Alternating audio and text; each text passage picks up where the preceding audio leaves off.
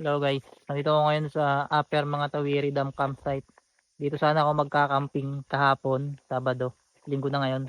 Basta hindi ako natuloy. So ito yung campsite. Ayan o, may mga nag-camp na overnight na sila dyan. Saka dun sa part na yun, mayroon din doon. Tapos tanghali na ako, tinanghali ako. Ang dami ng tao, ang dami nang nakapark ko. So mag-hike ako. I-check ko yung route, yung track para sa tawag doon, Punuwa Hillbilly, 22 km kasi sasali ako dun eh. So i-check ko muna pag okay, sasali ako. Go! Guys, may mga cool guide doon, sila yung mga nag-guide sa mga umaakyat. Ayan o, may mga tao dito. Nice. Lilbon Road, Pigot Campground, 4.5 km. Dito ang daan. Welcome to Upper Mga Tawiri Dam. So, okay guys, ito po ang Upper Mga Tawiri Dam. So ayan po, hanggang dun. Malayo pa yan. Mahaba ito eh. Ito yung dam. Ayan o.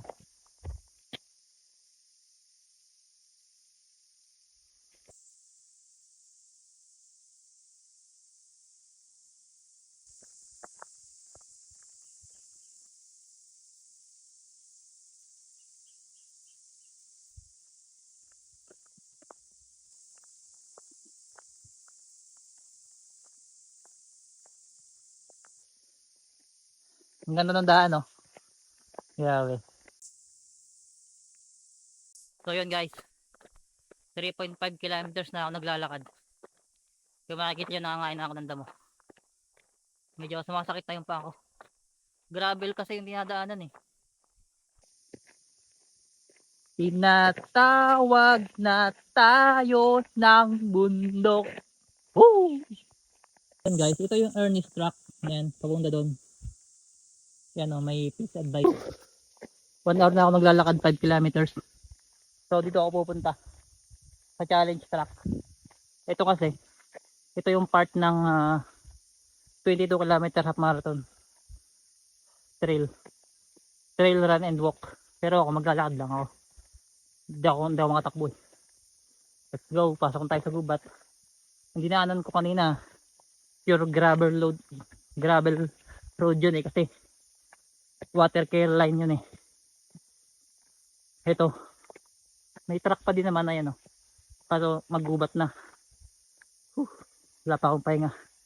Di pa ako natigil. Go! Solo hike in Hunua Regional Park. Whew.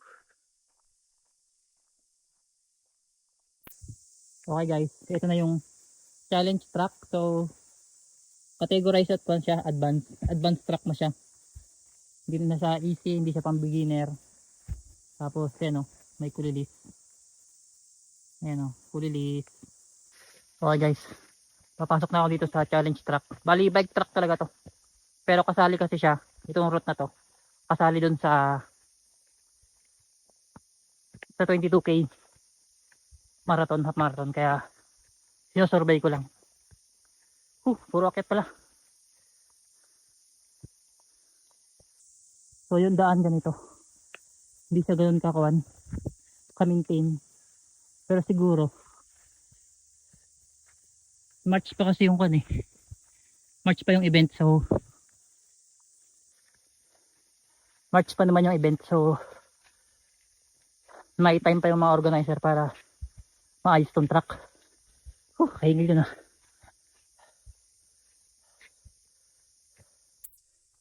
Gubat masyado.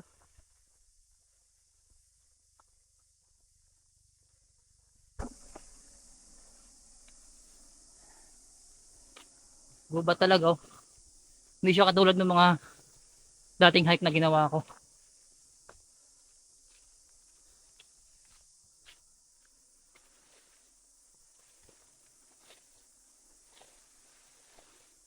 Grabe oh, hindi na makita yung daan.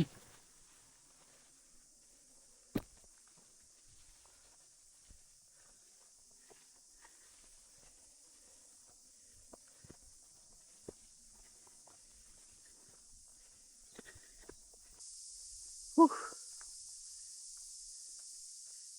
Kung makikita nyo may mga bakas ng bike.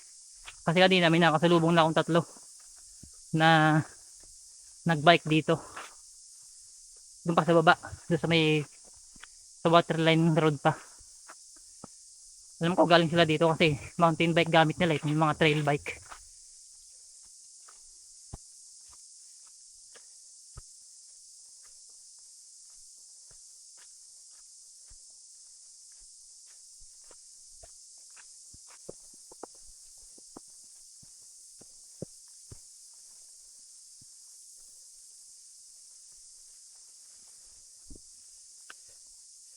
Ang gubat.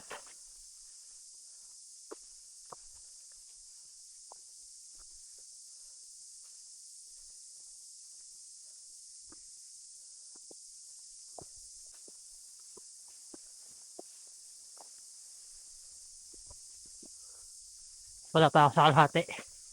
Grabe. Ito pala yung dadaanan sa 22K marathon. Ganito pala itsura.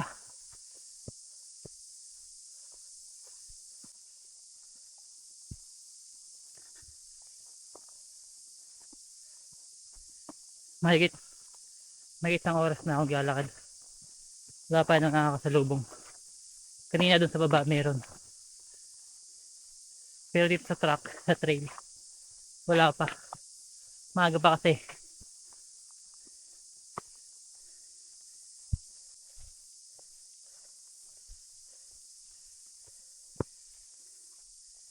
Gubat talaga.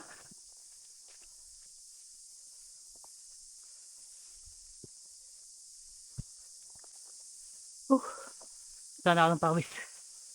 Yung daan. Yan yung daan. May gubat eh.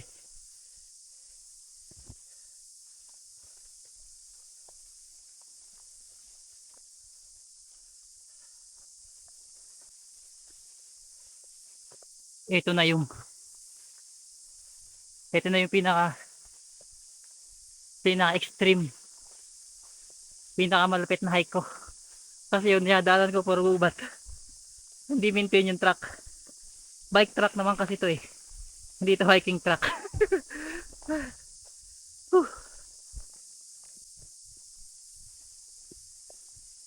Hindi makakita yung daan.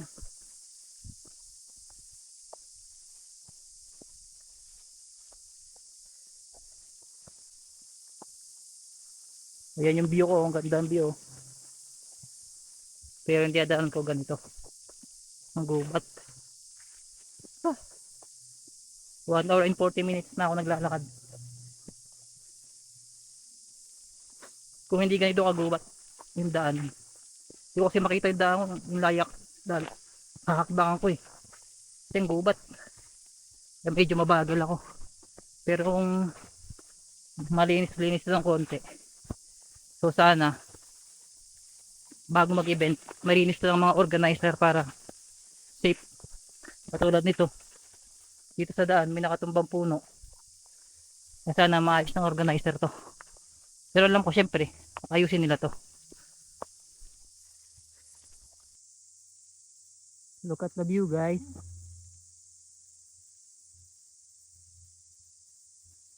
Wairoa Dam. Look at the view guys. Dito pa rin ako sa MTB trail sa bike track. So ang baba nito, nung diadanan ko ay repeaters campground. Bale doon ako mapapahinga sa repeaters campground. Ang gubat, di ba? Palusong. Ngayon pa lang ako palusong, grabe. Kaya pa ako umakyat ngayon pa lang palusong. Dahil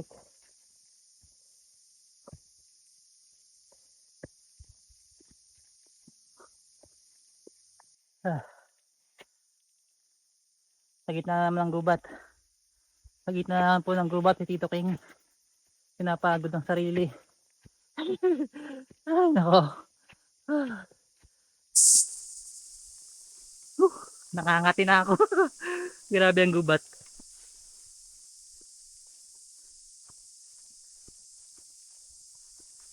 Grabe yung ahon no. 300 lang to. Yung elevation niya 300. Grabe, ang tarik.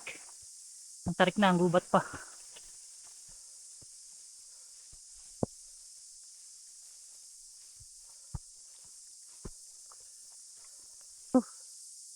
Grabe. Pagod. Bakit pala ako sa bakit ako sa 350. 350 elevation. Grabe. Ah,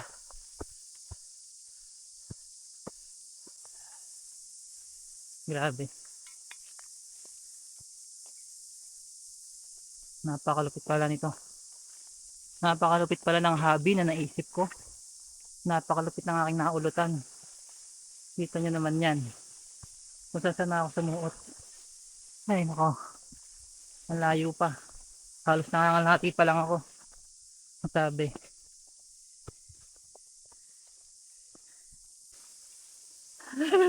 Hindi ko na alam kung nasan ako. Hayop.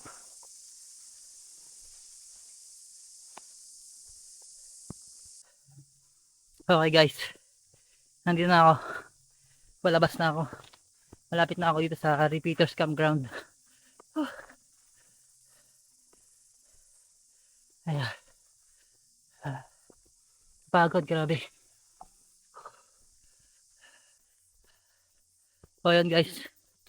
Nandito na ako sa Repeaters Campground. Makikita nyo last time. Yung huling vlog ko dito, nagpunta ako dito. Inikot ko yung Wairoa Suspension Bridge Loop. Tapos yun, doon ako ng toilet. So yan yung hut. May lamesa. May mga lamesa. Tapos may upuan dito. Sa lookout ng mga Tawiri Dam. Ito. Tapos yun yung dam nasa baba. Doon pa ako babalik kasi nandun yung sakyan ko. Doon ako nag-park. So dito magpapahinga muna ako. Kasi straight, negative towards ako nag-hike. Hindi ako nagpahinga. Straight hanggang dito kasi bike track kasi yun. Baka mamaya may mga dumaang mga nakabike. Eh single track lang siya kaya mahirap magpahinga doon. So dito na lang ako. Piniwersa ko yung sarili ko. Grabe. Pahinga muna ito. Batang basa ako ng pawis oh. Woo! Success! So yun guys, merienda muna ako dito sa Repeaters Campground. Ito yung dala ko, chocolate wafers. Wala akong dala saging ngayon, wala nang saging sa bahay eh.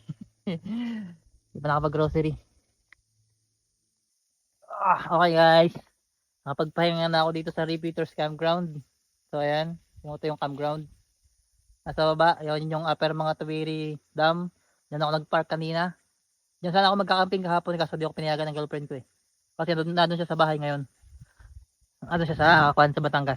So yun, babalik na ako doon siguro mga 30 minutes pa pababa. Let's go. So yun guys, nandito ngayon sa mga Tawiri Dam lookout. So ito may table, maganda yung lookout oh. And may bench, table, pahingahan. Tapos yun yung dam sa baba. Punua Range Regional Park guys.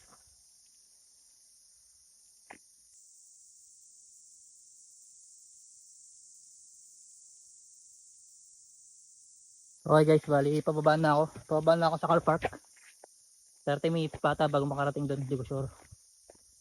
Grabe kapagod. Unexpected yung truck. Madamo, maputik. Hindi siya well maintained.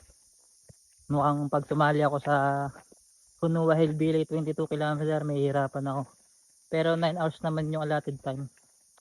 Kaya ko yun, mga under 6 hours or under 7 hours kaya ko yun. So yan o, yung mga nag-walking na mag-asawa, may kasama ng aso. Okay guys, nandito na ako sa exit.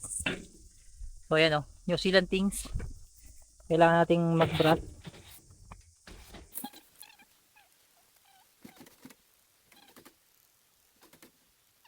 Let's go, push.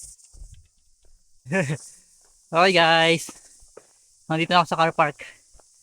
Mababaan na ako. Ito yung sasakyan ko. Yung campground, nandun yung campground. Bike trail sa kabila. Grabe. Check ko kung ilang oras bago ako nakarating dito. Napagod. Pero kan siya, maganda. Kapagod. 13.76 km. 3 hours and 14 minutes. Whew. Let's go. O, saya yung Strava ko. So, finish na natin to. Finish. Save. 13.76 kilometers. Yan yung sapatos ko. Sobrang dumi. Grabe. Okay guys. Dito na natapos ang ating today's adventure. Dito na ako sa aking sakyan. Pauwi na ako. So, let's go home.